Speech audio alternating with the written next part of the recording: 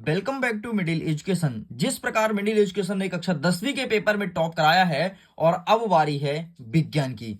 आपको पता है 10वीं का मैं 2 सेटों में मॉडल प्रैक्टिस पेपर अपलोड किया था, जहां से बहुत सारे क्वेश्चंस, जी हां आपने सही सुना, 75 में से लगभग 60 नंबर का पेपर हूबहू देखने को मिला था। एंड इसके पहले संस्कृत का पेपर हुआ था, संस्कृत में 45 से 50 नंबर का प्रश्न पत्र सेम टू सेम देखने को मिला था, जो मिडिल एजुकेशन आपको बताया था। एंड अब बारी है विज्ञान की। डेफिनेटली तुम विज्ञान में भी टॉप करोगे। तुम्हारे क्लास में नहीं बल्कि क्लास 9th में मैथ्स में बहुत सारे क्वेश्चंस, ज्यादातर क्वेश्चंस मिडिल एजुकेशन के यूट्यूब चैनल से ही देखने को मिला था।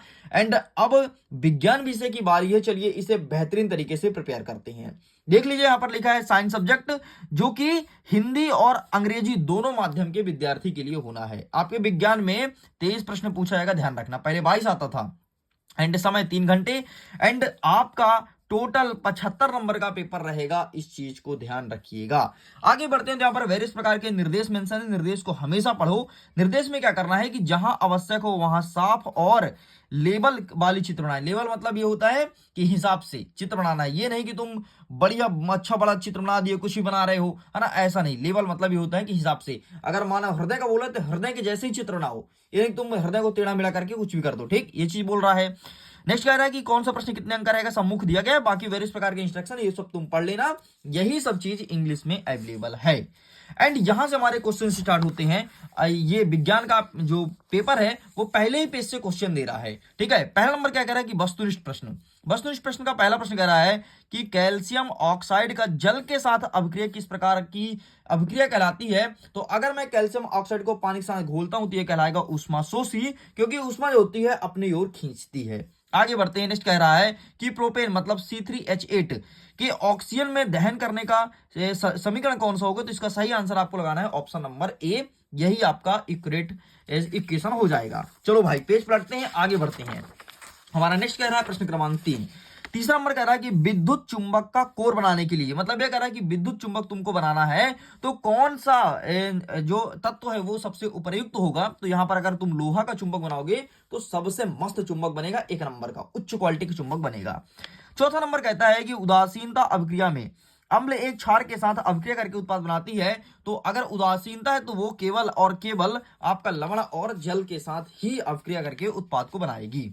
आगे बढ़ते हैं। 5वां नंबर कहता है कि विद्युत ऊर्जा को यांत्रिकी ऊर्जा में कन्वर्ट करना। विद्युत को यांत्रिकी में तो कौन सा उपकरण कहलाता है, तो इसे मोटर कहते हैं भाई, जो विद्युत से यांत्रिकी में कन्वर्ट करता है। एंड 6वां नंबर कहता है कि किसी माध्यम का अपवर्तनांक निर्भर करता है तो प्रकाश की तरंग दैर्ध्य पर। इस प्रकार से हमारा ये होता है टोटल कंप्लीट। इंग्लिश में अवेलेबल है, अगर आप इंग्लिश मीडियम के विद्यार्थी हैं सारे क्वेश्चन को इंग्लिश में देख लो, आंसर आपका सेम रहेगा। चलो आगे बढ़ते हैं। प्रश्न क्रमांक 2 कह रहा है दूसरे का पहला, डैश डैश क्रियाओं को मेडुला द्वारा नियंत्रित किया जाता है। तो अनैच्छिक क्रिया, अनैच्छिक क्रिया मतलब जो हम नहीं चाहते फिर भी होता है, जैसे पलकों का झपकना, छींक का आना। ठीक है, ये अनैच्छिक क्रिया है, ना चाहते भी होगा। हृदय के धड़कन चलना, भाई तुम हृदय को नहीं बढ़ा रहे हो, वो अपने आप धक धक धक धक हो रहा है। ठीक है, तो ये आपकी अनैच्छिक क्रिया हो जाएगी।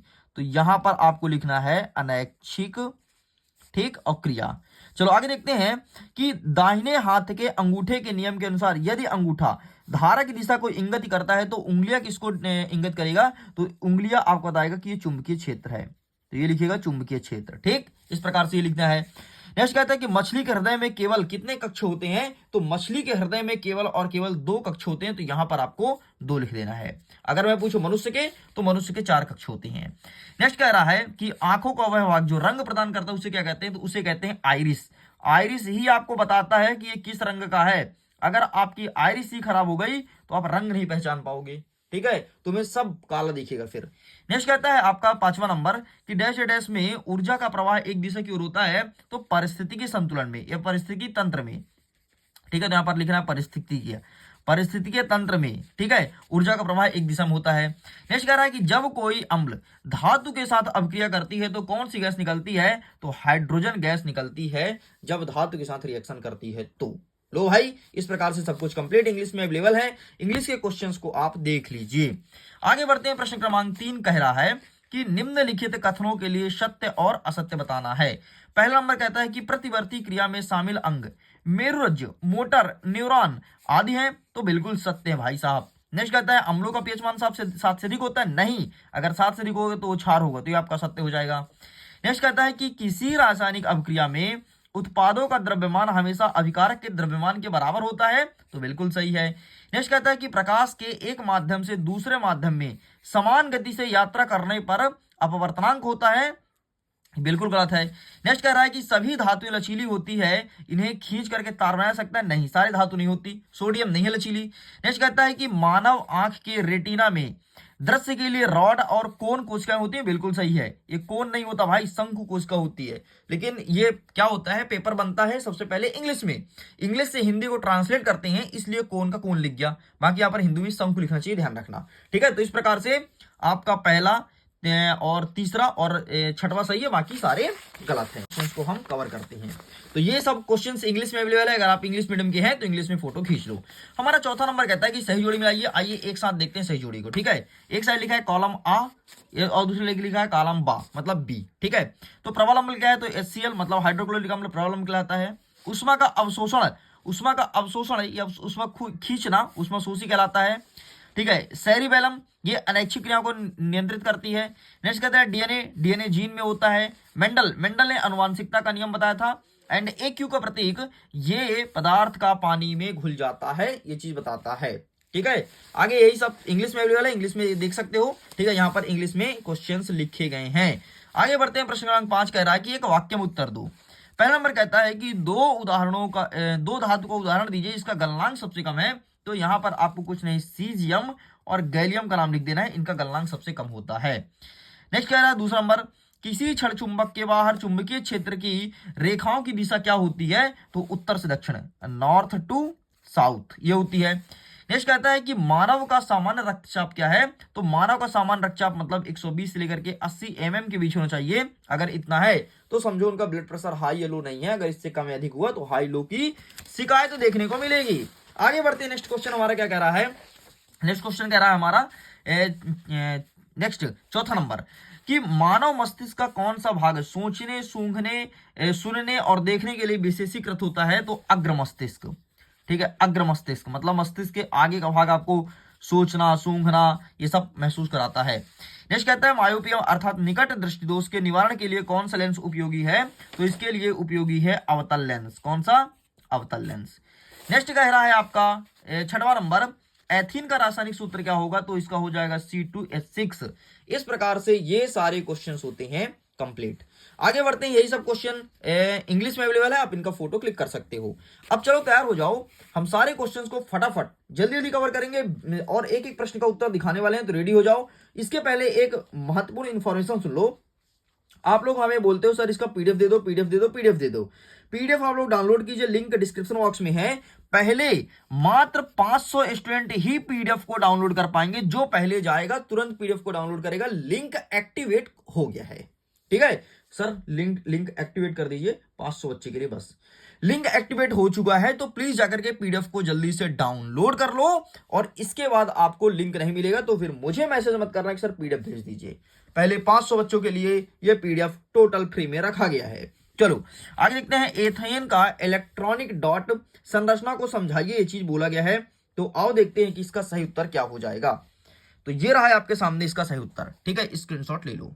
चलो आगे बढ़ते हैं, नेक्स्ट क्या कहता है इसके अथवा में कि मेथेन का इलेक्ट्रॉनिक डॉट संरचना बताइए। तो ये रहा है आपके सामने मेथेन का, ठीक है। चलो आगे बढ़ते हैं, नेक्स्ट कह रहा है कि निम्नलिखित अवयवों का प्रतीक चिन्ह बना करके उसके परिपथ आरेख का उपयोग कीजिए। मतलब सिंपल सा प्रतीक चिन्ह बनाना है। बैटरी का चिन्ह कैसे बनता है, तो बैटरी आपका ऐसे बनेगा, ठीक, ये रहा बैटरी, एक साइड प्लस और आयन कर दो, एक साइड नेगेटिव आयन, ये बैटरी आपका बन गया।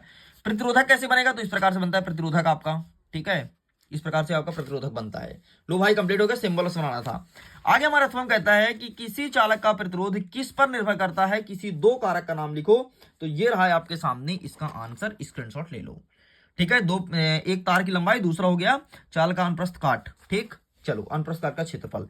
आगे देखते हैं, 8वां नंबर कहता है कि तारे क्यों टिमटिमाते हुए दिखाई देते हैं। 9वां कहता है कि आकाश का रंग हमें नीला क्यों दिखाई देता है। तो आइए दिखाते हैं तारे क्यों टिमटिमाते हैं। ये देखो इसका आंसर रखा गया है, फोटो खींचो। एंड आकाश का रंग नीला क्यों होता है, ये यहाँ पर आकाश का रंग नीले के बारे में दिया गया है। बाकी आकाश से तुम भी पूछ सकते हो कि भाई तेरा रंग नीला क्यों है, ठीक है। तुम्हारा कोई दोस्त होगा ना, उससे पूछना भाई तेरा रंग नीला क्यों है, तो ये बता। चलो आगे बढ़ते हैं, कहता है प्रश्न क्रमांक 9। 9वां नंबर कहता है कि ब्रायो फिल्म की पत्तियां कैसी पुनर्उत्पादन करती है, ये प्रश्न पूछा गया है। तो ये रहा आपके सामने आंसर। ठीक, इसका भी फोटो खींच लो। चलो आगे बढ़ते हैं। नेक्स्ट क्वेश्चन इसी का फॉर्म कहता है कि अमीबा के द्विखंडन की प्रक्रिया का वर्णन कीजिए। अमीबा का द्विखंडन मतलब ये होता है, देखो अमीबा के स्ट्रक्चर कुछ इस प्रकार से होता है, सबसे पहले समझ लो।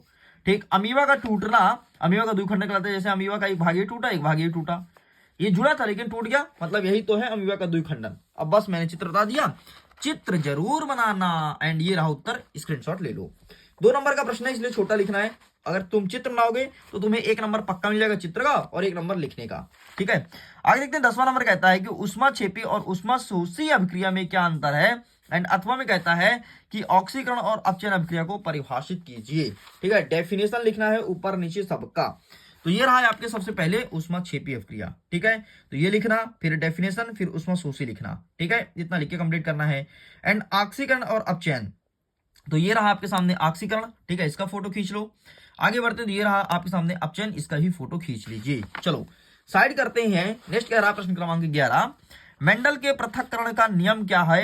एंड अथवा में कहता है कि मेंडल के प्रभुत्व के नियम को, प्रभुत्व नहीं है यार, यहाँ पर प्रभाविता का नियम है, बाहर टाइपिंग वाले। मेंडल के प्रभाविता के नियम को उदाहरण सहित व्याख्या कीजिए। तो पृथक्करण का नियम पूछा है और प्रभाविता का नियम। ठीक है, हमें दोनों नियम देखना है। ये रहा मेंडल के पृथक्करण का नियम। ठीक, फोटो खींच लो, बढ़िया सारा अच्छे से पढ़ लेना, लिख देना। और ये रहा मेंडल के प्रभाविता का नियम, इसको मैं थोड़ी जूम आउट करता हूं, ये रहा, इतना लिख करके आना है। चलो साइड करते हैं।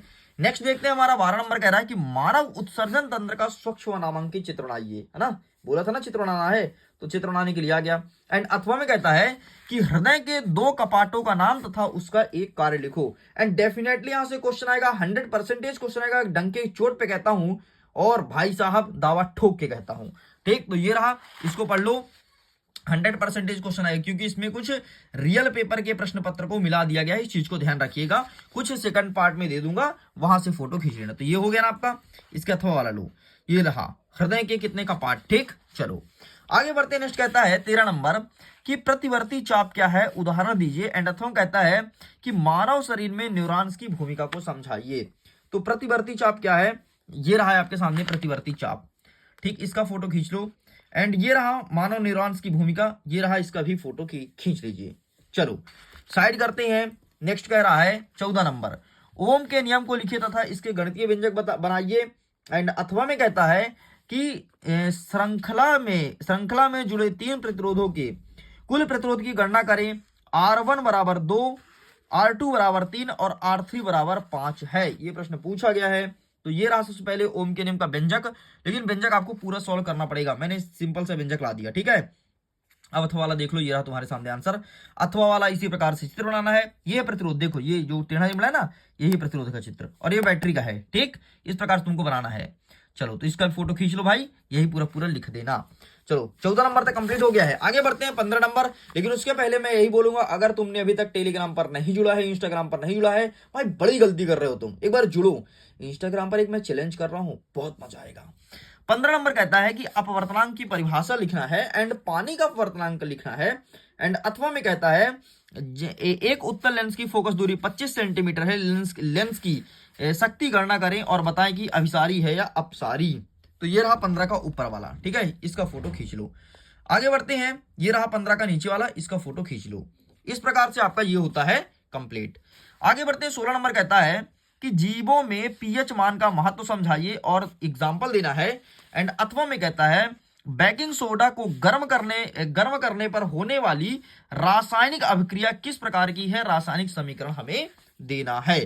तो ये रहा है आपके सामने प्रश्न क्रमांक 16 का नीचे वाला, फोटो खींच लो, सॉरी ऊपर वाला, और ये रहा नीचे वाला, इसका ही फोटो खींच लो। ठीक है, साइड करते हैं। नेक्स्ट कह रहा है 17 नंबर। 17 नंबर कह रहा है कि पानी को प्रदूषित होने से कैसे रोका जाता है, इसके 2 उपयोग बताइए। एंड अथवा कहता है कि वायु प्रदूषण क्या है या फिर इसके 2 कारण बताना है। तो सबसे पहले तुम पानी वाला देख लो, पानी को कैसे रोकोगे। ये रहा तुम्हारे पास 5 कारण, तुम्हें 2 लिखना है। एंड नेक्स्ट अब देख लो वायु से, तो ये रहा वायु का 5 कारण, सॉरी 3 कारण, कोई 2 लिखना है।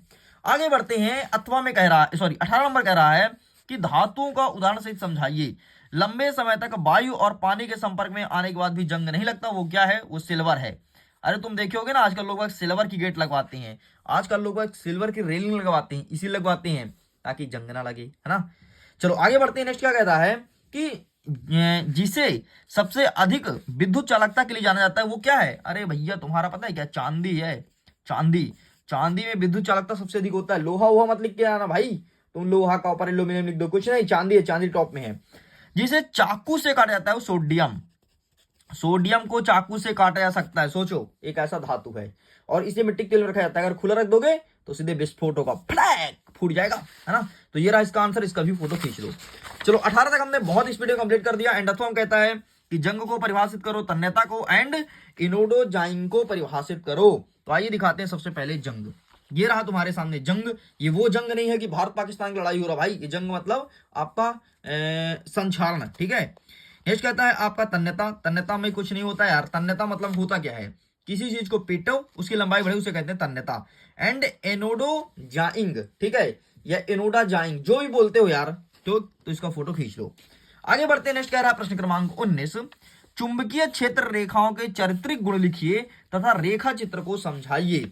एंड अथवा में कहता है एक सीधे धारावाही चालक तथा एक वृत्ताकार लूप के चारों ओर चुंबकीय क्षेत्र के रेखाओं का पैटर्न बनाइए और समझाइए वो कैसे भिन्न है।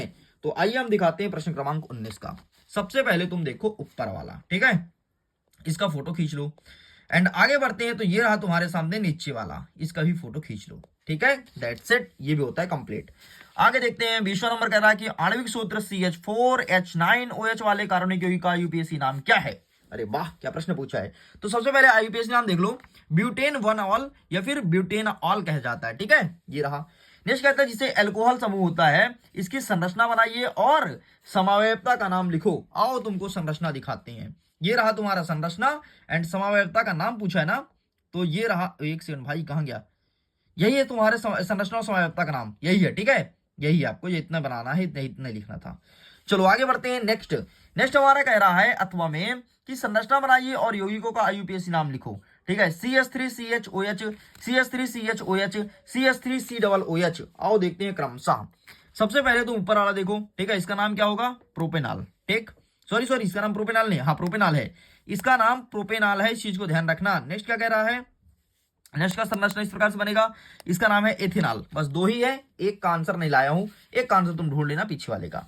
आगे बढ़ते 21 नंबर कहता है कि मानव पाचन तंत्र का स्वच्छ व नामांकित चित्र बनाना है तथा लार के कार्य लिखो। गजब का प्रश्न पूछा यार, मतलब देखो दो जोड़ दिया, एक तो चित्र बनाओ फिर लार पूछो, ऐसा कभी नहीं पूछा। बाहर एमपी बोर्ड, बाहर पूछने वाले कितना पूछोगे बेटा। ये रहा भाई मानव पाचन तंत्र का चित्र, ठीक है, ये देख लो इस प्रकार से बनता है। ये तुम्हारा शरीर है, ये तुम्हारा आंत है, ये ठीक है। कभी कभी इंसान का हाथ फटता है तो उनकी डेथ भी रहती है, इस प्रकार से है, ठीक है। ये तुम्हारा लिवर हो गया, ये हो गया गॉल ब्लैडर हो गया। गॉल ब्लैडर मतलब क्या? अग्नाशय, अग्नाशय के बोलते हो, ठीक है। ये स्टमच हो गया, ठीक है। ये पेनक्रियास हो गया, पेनक्रियास मतलब अग्नाशय। और गॉल ब्लैडर मतलब क्या होता भी है यार? पित्त की थैली यार, ठीक है। ये अपेंडिक्स हो गया, आंत, अपेंडिक्स मतलब आंत, ठीक है। रेक्टम हो गया, रेक्टम मतलब जहां से मल मूत्र त्याग करते हो। ये लार्ज इंटेलाइंस हो गया, और लार्ज इंटेलाइंस मतलब बड़ी आंत, और ये छोटी आंत, ठीक है। इस प्रकार से बाकी मुंह है, ये तो जानते हो ना, ये मुंह है जिसका मुंह तोड़ दोगे। अच्छा लार का पूछा है, लार का देख लो, लार के कार्य ये रहा। सबसे पहले मुंह को चिकना बनाती है, भोजन को निगलने में मदद करती है, पाचन में मदद करती है, हानिकारक बैक्टीरिया को दांत से साफ करती है, मुख को साफ रखती है और चबाने में मदद मिलती है लार, ठीक है। नेक्स्ट कहता है हमारा अथवा में कि मानव हृदय का चित्र बनाओ और हमारा परिसंचरण तंत्र किस प्रकार का है। भाई साहब दो प्रश्न जोड़ जोड़ पूछा है, गलत बात है, लेकिन पूछा है तो हमें बताना पड़ेगा। तो ये रहा भाई साहब तुम्हारा हृदय, इस प्रकार से है। एंड परिसंचरण का भी आंसर देख लो, ये रहा तुम्हारे सामने। ये आंसर लिखना फिर ही लिखना, ये दो होता है, ठीक है, एक फुफ्फुस और दूसरा प्रणालीगत। दैट्स इट, ये होता है कंप्लीट। आगे बढ़ते हैं प्रश्न क्रमांक 22 की तरफ। मादा प्रजनन तंत्र के किसी 4 भाग का नाम लिखो और उसके महत्व को बताओ। ये रहा आपके सामने मादा प्रजनन तंत्र। तो ये रहा, ये देखिए इसका आंसर। सबसे पहले लिखोगे अंडाशय, ये अंडाणुओं का निर्माण करता है। अंडवाहिनी, अंडाणुओं का निषेचन यहां होता है। अंडवाहिका के बारे में कुछ जानकारी दी गया है, ठीक है। एंड गर्भाशय और योनि, ठीक, इस प्रकार से लिखना है। यहाँ शुक्राणुओं का प्रवेश इस मार्ग से होता है। योनि और गर्भाशय ग्रीव मिलकर के जन्म नहर बनाती है, मतलब यहीं से बच्चा तैयार होता है, जन्म नहीं होता, तैयार होता है पहले। अथवा हम देख लेते हैं कि कायिक प्रवर्धन जनन की विभिन्न विधियों और कार्यों कृषि में उनके महत्व का वर्णन करो। तो ये रहा तुम्हारे सामने कायिक प्रवर्धन, इसका भी फोटो खींच लो, ठीक है। चलो इसका फोटो खींचो, ये बढ़िया पूरा का पूरा छाप देना। आगे बढ़ते हैं। प्रश्न क्रमांक 23 कह रहा है कि एक 5 सेंटीमीटर ऊंचे वस्तु का अवतल दर्पण के सामने 20 सेंटीमीटर की फोकस दूरी पर रखती है, जिससे कि फोकस दूरी 10 सेंटीमीटर है। दर्पण द्वारा बनने वाले प्रतिबिंब की स्थिति, प्रकृति का आकार ज्ञात कीजिए।